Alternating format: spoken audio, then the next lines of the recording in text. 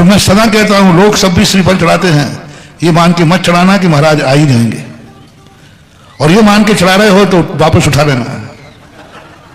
हाँ, ये मान के यदि आपने श्रीफल चढ़ाया है, ये मान के यदि 10 साल से प्रयास कर रहे हो, ये मान के यदि 15 महीने से बिहार प्रयास कर रहे हो कि महाराज आएंगे ही आएंगे, इस बार तो प्रयास है, बस यही तुम्हारे पुण्य की हीनता बनेगी।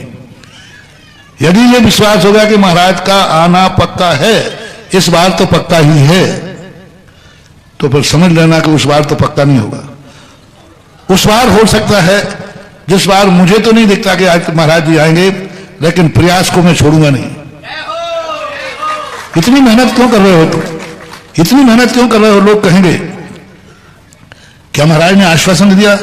बोले भैया ये तो पक्का नहीं महाराज आएंगे, लेकिन ये पक्का है कि मैं आखिरी दम तक प्रयास करते रहेंगे। तुम लोग क्या हो, बहुत पुण्य कहीं हताश होते हो, चिड़चिड़ापन आ जाता है। एक आदमी 15 दिन चौके लगाया, अरे भैया महाराज के हार ही नहीं हो रहे। कोई कहो फिर कहते हैं, दबाव देते हैं, आहार तो हो जाते हैं लेकिन मजा नहीं आएगा। दबाव नहीं देना चाहिए, हमारा कर्तव्य चौका लगाना। होंगे तो होंगे, नहीं होंगे तो कोई बात नहीं। एक व्यक्ति के अंदर 4-4 महीने चौके लगाए 5 साल तक आहार नहीं हुए। हम लोगों ने कहा कि भाई तुम आचार्य के पास चला जा, आचार्य की बात कर रहा हो, आचार्य से कह दे, आचार्य बहुत दयालु हैं, जब तू कहेगा महाराज जी 5 साल होगा, पूरे 4 महीने चौका लगता था, पर आचार्य का हार नहीं हो रहा। तो मैंने कहा आचार्य को देख पता नहीं होगा, हम लोग थोड़े नए नए लोग थे, तो हम लोगों ने उसको तो वकालत करके समझाया। मैंने कहा तू आचार्य के पास जाना, थोड़ा रोना भी, अब तक जो है सो है। और कहना महाराज जी इतने साल हो गए अभी तक आपका हार गंदो तक नहीं मिला। तो मैंने कहा आचार्य से पिघल जाएंगे, क्योंकि हम जानते हैं आचार्य गुरु तो दयालु होता है। क्या उसने जवाब दिया? बोले महाराज जी मैं तो नहीं जाऊंगा, मैं तो नहीं रहूंगा, मैं तो नहीं गिड़गड़ाऊंगा, और मैं तो महाराज को कह के तो नहीं बनाऊंगा। तो मैंने कहा ऐसा करता हूं, हम लोगों ने कहा ये नहीं जाएगा, हम लोग कह देंगे कि आचार्य जी एक चौका वाला है, सालों से आपके हार, उसने पैर पकड़ लिए। बोले महाराज जी ये गलती मत कर देना।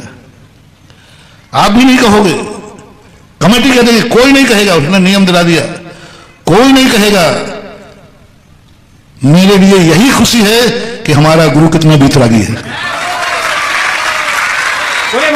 क्या शब्द की है, आज भी उसके कानों में गूंज रहे हैं शब्द। उसने कहा मुझे यही आनंद है, मुझे हार नहीं होने का किंचित मात्र भी दुख नहीं है, किंचित मात्र भी दुख नहीं है। मुझे इस बात की खुशी है कि मेरा गुरु रागी नहीं है, व्यामोही नहीं है, मेरा गुरु भीत रागी है कि उसके लिए कोई विकल्प नहीं, किसके आहार हुए किसके नहीं हुए निकलता होगा।